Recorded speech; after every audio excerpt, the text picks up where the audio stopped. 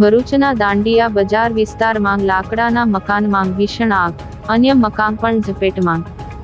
ભરૂચ શહેરના દાંડિયા બજાર વિસ્તારમાં આવેલા ચિંગસપુરા રાણા સ્ટ્રીટમાં ગતરોજ આગની એક ભયાનક ઘટના બની હતી। આ વિસ્તારમાં આવેલા ડાયાભાઈ રાણાના 3 ગાળાના જૂના લાકડાના મકાનમાં અગમ્ય કારણોસર એકાએક આગ ફાટી નીકળી હતી। લાકડાનું બાંધકામ હોવાને કારણે આગે જોતજોતામાં રૌદ્ર સ્વરૂપ ધારણ કરી લીધું હતું અને આખું ઘર અંદરથી બળીને ભસ્મીભૂત થઈ ગયું હતું।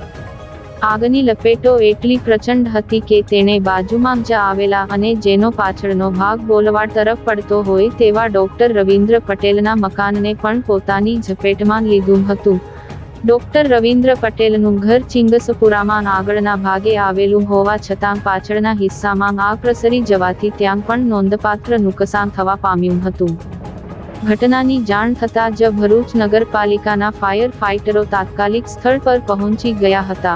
ફાયર બ્રિગેડની ટીમે ભારે જહેમત બાદ આગ પર કાબૂ મેળવ્યો હતો, જેના કારણે વધુ હોનારત ટળી હતી। સદનસીબે આ સમગ્ર દુર્ઘટનામાં કોઈ જાનહાનિના સમાચાર નથી। જો કે આ ઘટનામાં ઘરવખરી અને મકાનને વ્યાપક નુકસાન પહોંચ્યું છે। સ્થાનિક વહીવટી તંત્ર દ્વારા આગ લાગવાનું ચોક્કસ કારણ જાણવા તપાસ હાથ ધરવામાં આવી છે।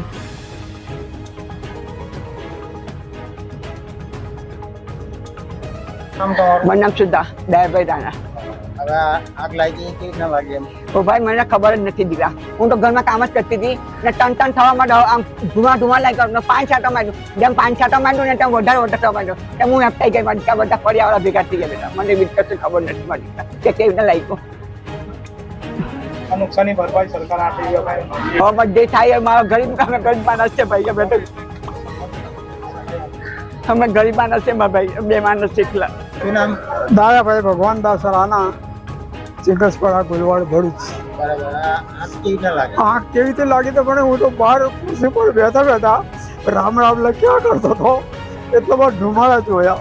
એટલે આ સામુવાળી બાઈને મેં કીધું કે ભાઈ આ ધુમાડા કઈ રીતે, એટલે આ બાજુમાં બધે તપાસ કરી તો એ બાએ મને કીધું કે તમારા ઘરે જ ધુમાડો નીકળે, એટલે પછી જતા જોયું તો આગ લાગેલી।